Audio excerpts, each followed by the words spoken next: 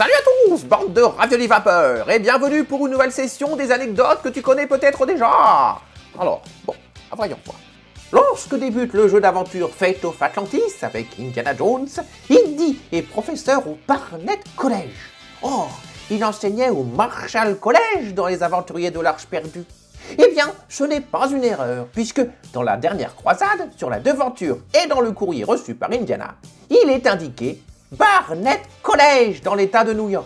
Car oui, pour une raison qu'on ignore, Marcus et Indy ont déménagé entre le premier et le troisième film. Peut-être parce que les fédéraux se sont enfin intéressés de près à leur trafic d'antiquités. Le musée s'en portera acquéreur comme d'habitude sans poser de questions. Mais ils retourneront tous les deux au Marshall College, peu avant les événements des crânes de cristal en 1957. Oh, et il faut savoir que les deux écoles sont fictives et que la première est un clin d'œil au producteur Frank Marshall, présent sur les Indiana Jones depuis le premier volet. Ah, c'était une anecdote que vous ne connaissiez peut-être pas. Et c'est tout pour aujourd'hui, les amis. Au revoir. Abonnez-vous à ma chaîne.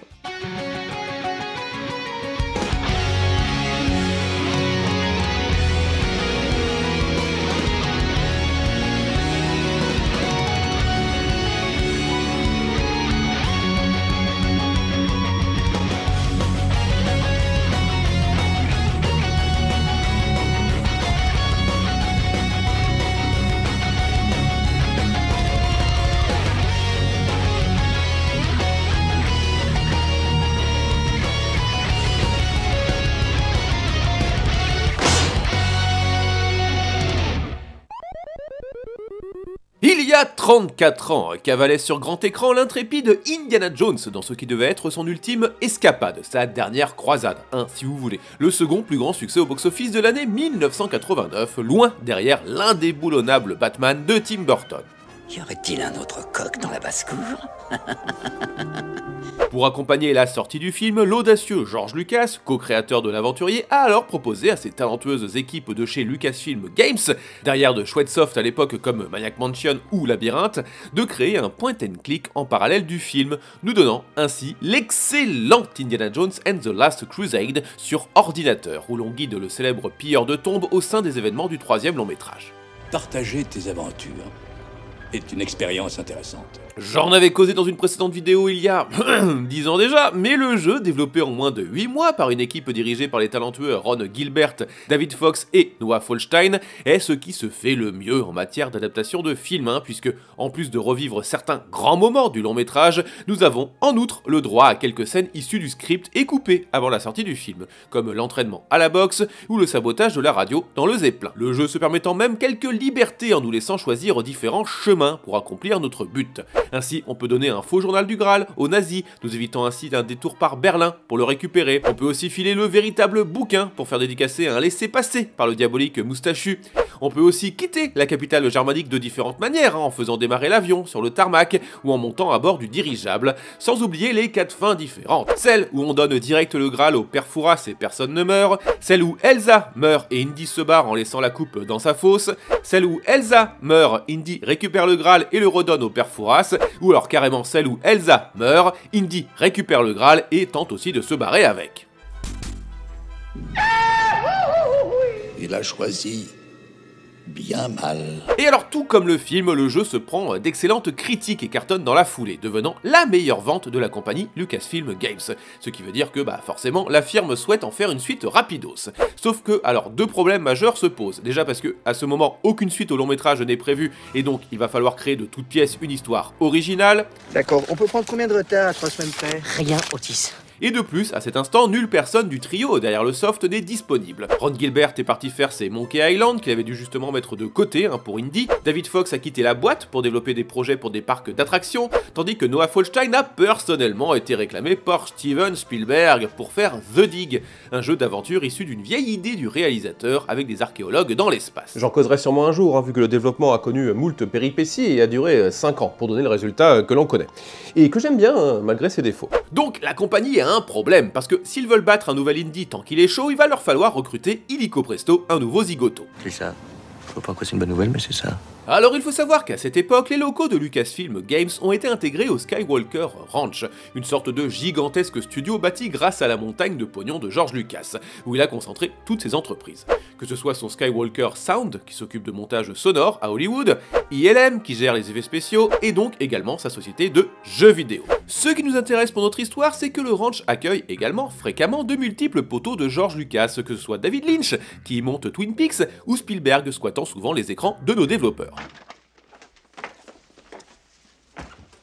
Et dans ses visiteurs se trouve aussi le scénariste Al Barwood, ancien camarade de fac de George Lucas, co-scénariste de Sugarland Express de Steven Spielberg et de Rencontre du troisième type, où il est non crédité mais on peut voir sa gueule à la fin dans les pilotes kidnappés. Et qui avait également produit et co-scénarisé Le Dragon du Lac de Feu, dont les effets spéciaux avaient été effectués par ILM et qui sortit malheureusement 2 semaines après les aventures triomphantes d'un certain archéologue à la recherche d'une arche lumineuse. Car alors vu que la société Paramount qui distribue à la fois Le Dragon du Lac de Feu et le premier indie a préféré mettre toutes ses billes dans ce dernier et peu dans le machin avec le crétin de Ghostbusters 2 là, le dragon a malheureusement disparu des salles rapidos avec son lac.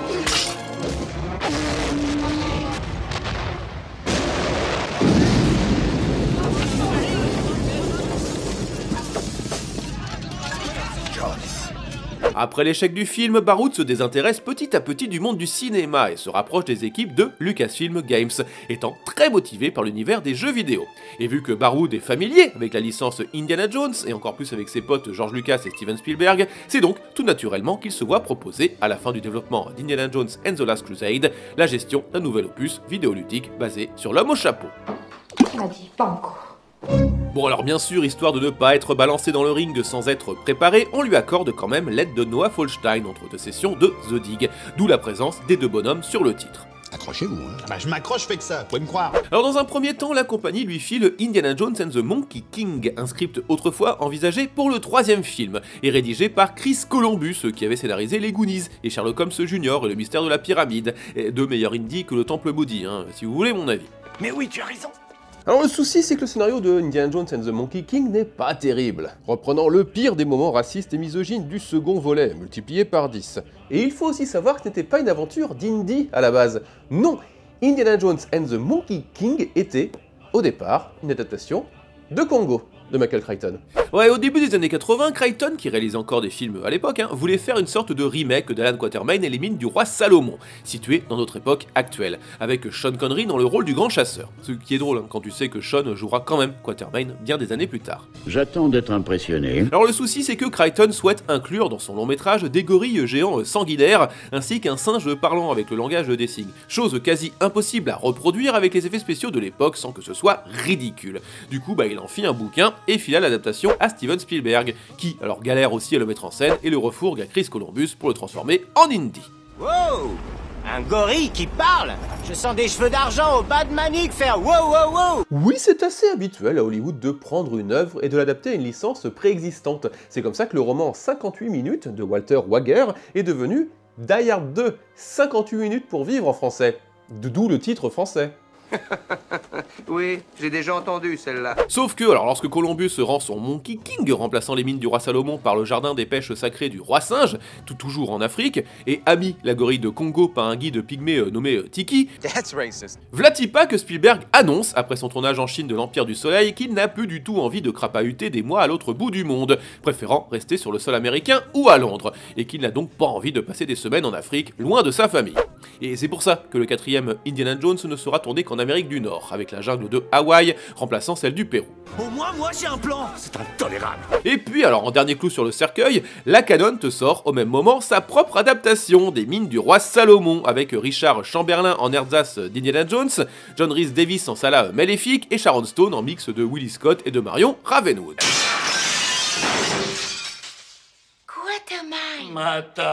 C'est pour toutes ces raisons qu'on décide donc finalement de remplacer les pêches de l'immortalité du scénar de Columbus par le Graal, avec le scénariste Jeffrey Boam remplaçant Chris, ne gardant que quelques passages de ce scénario pour sa dernière croisade, comme la poursuite en bateau ou la scène du tank. Comme vous le voyez, professeur Jones, nous allons achever une grande quête qui commença il y a près de 2000 ans de cela. L'intro du script, elle, dans un château hanté, sera réutilisée pour un épisode des aventures du jeune Indiana Jones contre un vampire. Très intéressant. Tandis qu'une autre séquence avec une attaque de pirates chinois sera utilisée, elle, pour le dernier épisode.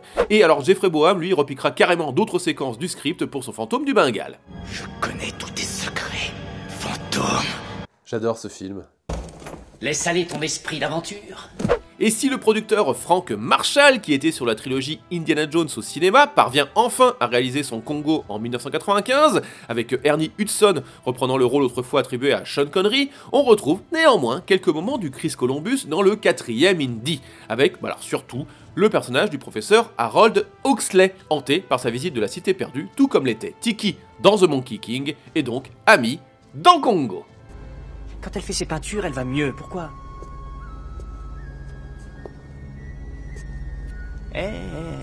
Ce ne sont pas des dessins, ce sont des directions. Donnez-moi une carte.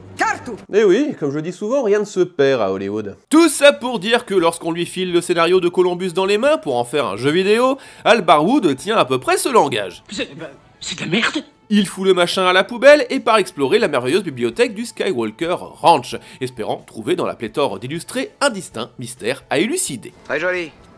En vert en plus. C'est ainsi qu'il tombe sur l'Atlantide, un lieu mythique énoncé par le philosophe Platon dans son Critias et son Timée, un continent reposant au-delà des colonnes d'Hercule, c'est l'actuel détroit de Gibraltar, aussi grand que la Libye, c'est comme ça qu'on désignait l'Afrique du Nord hors Égypte à l'époque, et qui aurait disparu à la suite d'un cataclysme il y a des milliers d'années. J'ai entendu plusieurs fois ce conte pour enfants. Tout cela nous étant raconté au début du jeu lors d'une superbe conférence.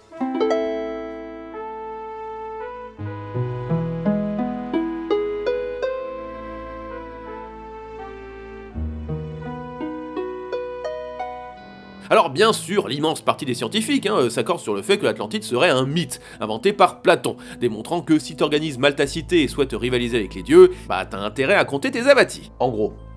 Cette théorie étant appuyée par le fait qu'on ne trouve nulle trace de l'Atlantide dans quelconque œuvre antique hormis dans les dialogues de Platon. Et même dans son récit, il te dit que Socrate l'aurait entendu de la bouche de Solon, qui alors lui-même l'aurait récupéré d'un vieux prêtre égyptien. Et c'est vrai qu'il y a toujours un vieux dans vos histoires. Ouais, ou une vieille des fois.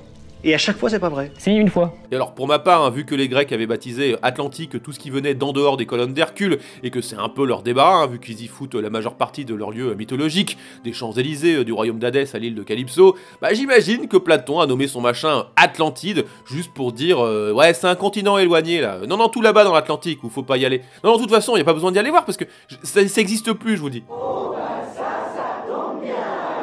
Alors ce qui est marrant c'est que Platon te cause également dans sa République ou son banquet d'autres endroits mystérieux, genre les îles des Bienheureux, également situées au-delà des colonnes d'Hercule, mais étrangement celles-ci personne les cherche.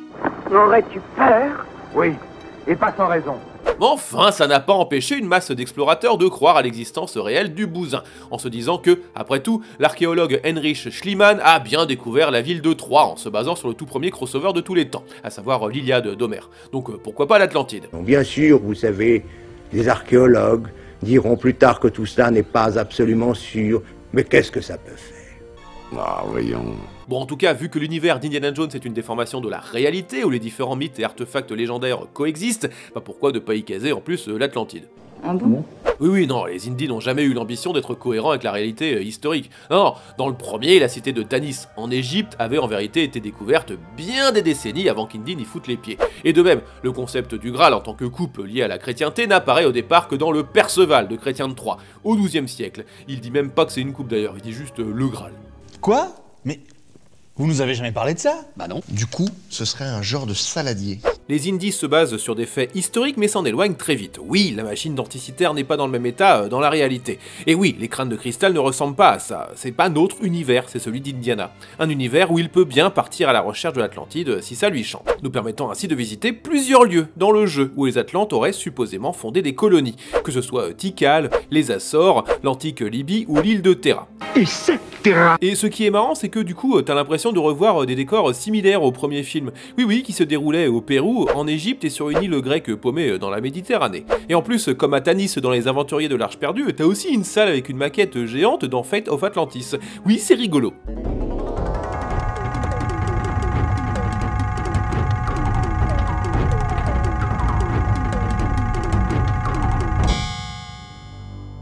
On grimpe également dans un new boat, comme Indy dans le premier film, et cette fois, au lieu de rester accroché au périscope durant toute la traversée, comme le confirme cette scène coupée, Indy pense à tabasser un mec pour lui piquer son uniforme afin de s'infiltrer. Et en plus du sous-marin, tout comme dans les films et comme dans le jeu précédent, Indiana conduit une masse de véhicules dans celui-là. Tu peux piloter une montgolfière, diriger un tunnelier au cœur de l'Atlantide, chevaucher George le chameau dans le désert algérien et poursuivre une autre voiture dans les rues de Monte-Carlo.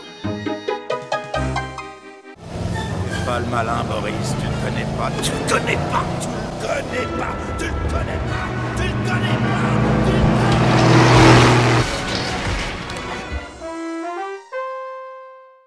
pas. Et vous êtes prof? À mi-temps. Donc alors non seulement on le voit, la recherche de l'Atlantide constitue un vivier parfait pour y caser une aventure d'Indy, mais le mythe est aussi super pour un jeu vidéo. Oui, en effet, dans le Timée, Platon nous explique que la cité est constituée en 3 cercles concentriques, un chouette lieu pour y situer un labyrinthe, avec Indy devant se frayer un chemin dans les ruines de la cité, utilisant différentes machines atlantes afin d'en atteindre le centre. Un centre où, comme dans la dernière croisade, diverses épreuves attendent notre téméraire aventurier.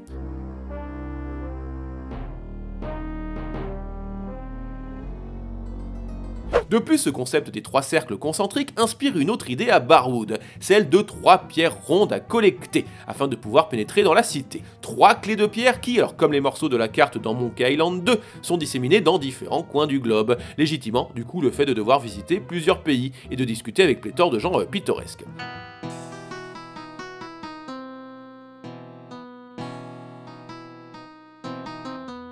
Mais alors ce n'est pas tout, parce que, afin de savoir comment utiliser ces pierres avec lesquelles on doit reconstituer un code à plusieurs moments de l'aventure, Barwood reprend un concept similaire au journal du Graal de la dernière croisade, et qu'on devait consulter dans le jeu, fréquemment, pour résoudre des énigmes. Et dont un exemplaire était livré dans la boîte. J'aurais mieux fait de l'envoyer au Marx Brothers. Vous voulez bien rester calme. Puisque Barwood nous fait chercher dans le premier tiers de l'aventure et au sein du Barnett College, un ouvrage mystérieux nommé Le dialogue perdu de Platon, qu'on peut ensuite consulter afin d'y trouver des réponses à certaines énigmes, tout comme avec le journal du Graal lors du jeu précédent.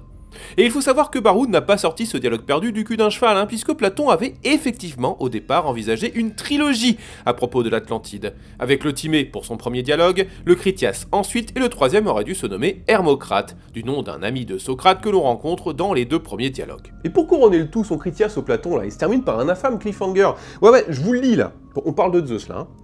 À cet effet, il réunit tous les dieux dans leur plus noble demeure, qui se trouve au centre de l'univers, et qui a vu sur tout ce qui participe au devenir. Et, les ayant rassemblés, il dit... Et c'est tout. Ça se termine comme ça. Il y a 3 petits points là. C'est hyper frustrant. Du coup, au début du jeu, Barwood nous envoie à la recherche de ce dialogue perdu, ce qui me fait beaucoup penser au Nom de la Rose, et la recherche du tome 2 de la poétique là, de Sophocle. Vous avez lu cet ouvrage? Non, bien sûr que non, ce manuscrit a été perdu il y a des siècles. Non, c'est une erreur, il n'a jamais été écrit. Et pour ce faire, on parcourt donc le débarras de Marcus au Barnett College, qui rappelle aussi le Capharnaüm des frères Loiseau dans le trésor de Rackham le Rouge. Ce qui n'est pas étonnant, parce que Bill Eakin, l'un des 3 illustrateurs de Fate of Atlantis, est un immense fan de Hergé. Et c'est très Hergé aussi, de nous envoyer d'abord à travers le monde, avant de nous dire qu'il était sous notre nez depuis le début. Le trésor au domaine de Moulassar. Et ce qui est génial, c'est que l'endroit où est planqué le dialogue perdu change aléatoirement à chaque partie. Oui, par exemple là, il est caché derrière une bibliothèque qui nous tombait dessus au début. Tandis que là, il faut faire fondre une statue de chat. T'avais un peu ça dans le premier avec les énigmes du journal du Graal. Oui, les chiffres romains étaient rarement les mêmes, et pareil pour les notes de musique avec les crânes. Et alors justement, comme je le disais au début de cette vidéo, dans The Last Crusade, t'avais plusieurs chemins possibles pour terminer le jeu. Et alors Noah Folstein avait distingué, durant les playtests, plusieurs catégories de joueurs et joueuses, avec celles et ceux qui aiment l'action mais pas trop les énigmes, celles et ceux qui préfèrent l'inverse avec plein d'énigmes mais peu d'action, et puis d'autres qui aiment bien les acolytes. Il me semble que ces gens essaient de nous tuer. Je sais, père! C'est une nouvelle expérience pour moi. Moi, ça m'arrive tout le temps. Ouais, Folstein souhaite donc pousser plus en avant ce concept pour Fate of Atlantis, poussant ainsi à la rejouabilité, et permettant aussi aux différents joueurs et joueuses de sélectionner leur style de jeu préféré. Oui, un peu comme le fait également au même moment Ron Gilbert, en nous laissant choisir la difficulté de son Monkey Island 2. Hi, Elaine. Do you think you could help me out? Du coup, avec cette consigne sous le bras, Baroud place, durant les premières minutes du jeu, une énigme se résolvant de 3 manières différentes, pouvant ainsi servir de test de personnalité. Ouais, en effet, pour pénétrer dans le théâtre où se déroule la conférence sur l'Atlantide que j'ai montré tout à l'heure, Indy peut y entrer de 3 manières différentes. Comme pour The Last Crusade avec tous les nazis que l'on rencontrait, on peut soit embobiner le vigile en lui causant, ou directement lui casser la gueule. Vous savez, pour un vieux, vous vous battez bien? Merci quand même. Mais on peut aussi passer en douce en poussant les caisses et en empoignant l'échelle de secours. Alors au début du développement, en choisissant une manière d'entrée, on déclenchait ainsi, sans le savoir, un des 3 scénarios du jeu. On avait soit une aventure focalisée sur l'action, soit sur la réflexion, ou soit on faisait équipe avec Sofia.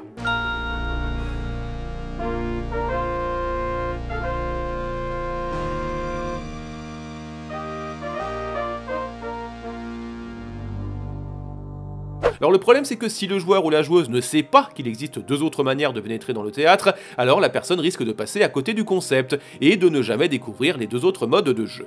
Du coup, alors pour que ce soit plus clair, Baroud a préféré mettre un véritable choix beaucoup plus loin, énoncé clairement par Sofia. Et du coup, en fonction de ton choix, tu vas vivre une aventure différente, avec des décors distincts, des séquences diverses et autres péripéties. Et même si tu retrouves quelques lieux similaires, eh bien t'as plusieurs trucs qui changent, des énigmes plus ou moins difficiles, et d'autres personnages.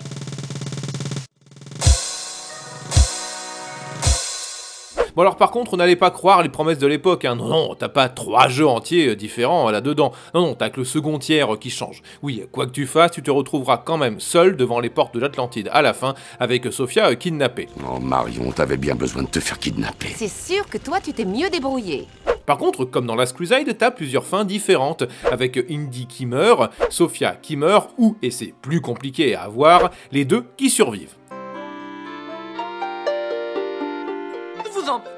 Faites pas attention à moi. Car oui, heureusement, comme dans les films, Indy n'est pas seul dans ce périple, puisqu'il est accompagné de Madame Sofia Hapgood, qui l'assistait lorsqu'il supervisait des fouilles en Islande et qui est devenue médium après avoir dérobé une mystérieuse amulette des Atlantes. C'est quoi une omelette des Atlantes? Amulette, pas omelette! Sofia qui, alors grâce à ses capacités extrasensorielles, nous aide un peu durant nos recherches et qui, d'un point de vue scénaristique, permet d'avoir un personnage agissant en contrepoint d'Indy.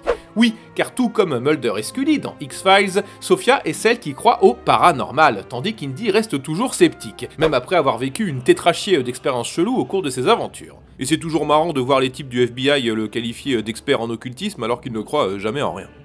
Professeur d'archéologie, expert en sciences occultes et... J'en ai assez vu, Mulder, allons-nous-en. Oui, d'accord. Et si, alors comme dans les films, on passe notre temps à détruire des constructions millénaires, voler des trucs et bousiller d'autres machins, comme tout archéologue des années 30 qui se respecte, on a aussi, quand même, droit à quelques travaux dignes d'un véritable scientifique, constituant les meilleurs moments du jeu. Comme utiliser un niveau pour découvrir l'emplacement d'un objet, poser des questions aux locaux pour parvenir à trouver le bon site des fouilles dans le désert, ou chercher, dans le dialogue perdu de Platon, le spot pour plonger dans l'eau.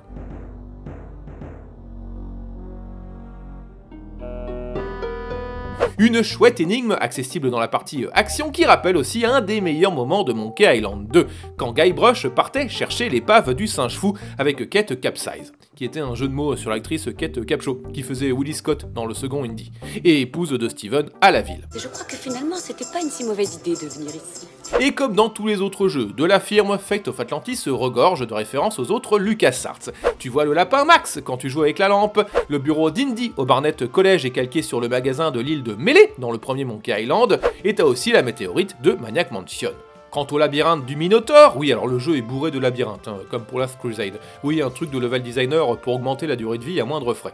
Eh bien, il me fait grave penser à celui que visite Picsou et ses neveux dans la pierre philosophale de Karl Barks. Ouais, les deux sont situés sous le palais de Knossos, les deux sont constitués de multiples cavernes et tous les deux possèdent une statue du Minotaure en plein milieu, au lieu de la véritable bestiole habituelle. Non, franchement, je parie que les artistes se sont inspirés de Barks et comme vous le savez, de toute façon, les aventures de Picsou ont bien inspiré d'autres scènes des films Indiana Jones, donc c'est pas si délirant. Vous n'avez pas le droit, je suis méga milliardaire. Mais enfin, ainsi, Indiana Jones and the Fate of Atlantis constitue la quintessence des aventures du Chapelier Fou, avec de l'exotisme, une charmante coéquipière, de la dégradation de monuments antiques, des cascades, des poursuites et des nazis qui meurent.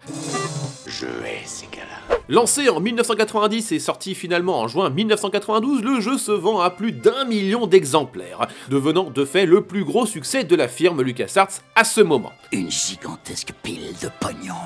Oui, le développement du jeu a pris tellement de temps à cause de l'ajout des 3 chemins que la compagnie Lucasfilm Games est devenue LucasArts, entre eux. En fait, le jeu plut tellement que, pendant un temps, tout le monde a cru qu'il constituerait la trame principale du 4ème volet au Cinoche. Et alors franchement, je serais pas surprise d'apprendre que c'était l'idée de base pour le 5ème film, tellement t'as de similitudes avec Fate of Atlantis. Oui, c'est dire à quel point c'est ressemblant, à dire vrai, je pensais une adaptation lorsque j'ai vu les premières bandes annonces. Et alors c'est sûrement l'une des principales raisons qui m'ont fait adorer le film. Ah, car oui, je l'adore. Ah non, j'en ai rien à foutre des mauvaises langues. Non, si t'es versé dans le lore indie comme moi, enfin, c'est génial ce film. Why are you chasing the thing that drove your father crazy?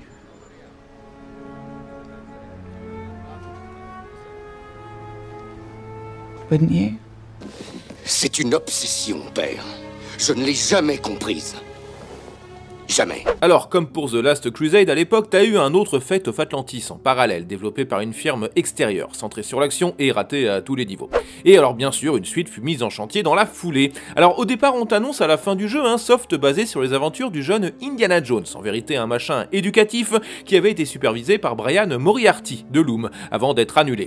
Ah, à noter qu'ils te feront des aventures interactives du jeune Indy en 2007, dans l'intégrale DVD de la série, et on peut facilement imaginer que ce sont des restes du jeu de Moriarty. Nous nous sommes posé la même question. Puis alors t'as eu un autre projet, toujours écrit par Barwood, intitulé Indiana Jones and the Iron Phoenix, où Indy aurait fait équipe avec une major soviétique dans l'Europe d'après-guerre, à la recherche de la pierre philosophale, qui, alors dit-on, serait capable de réveiller les morts, en plus de transformer le plomb en or, ce qui, alors bien évidemment, attise la convoitise de nostalgique du Troisième Reich, souhaitant ressusciter Hitler. On peut avoir une deuxième chance? Pour de multiples raisons, comme un changement de direction artistique en plein milieu, le fait que le marché allemand risquait de censurer le jeu, et surtout un changement de gestion chez LucasArts, souhaitant filer le développement du soft à une compagnie externe bon marché, Indiana Jones and the Iron Phoenix est malheureusement annulé en cours de route, mais l'histoire sera quand même adaptée pour le premier chapitre, en tout cas dans un comics publié chez Dark Horse, par les mêmes qui avaient déjà réalisé l'adaptation en BD du jeu Fate of Atlantis.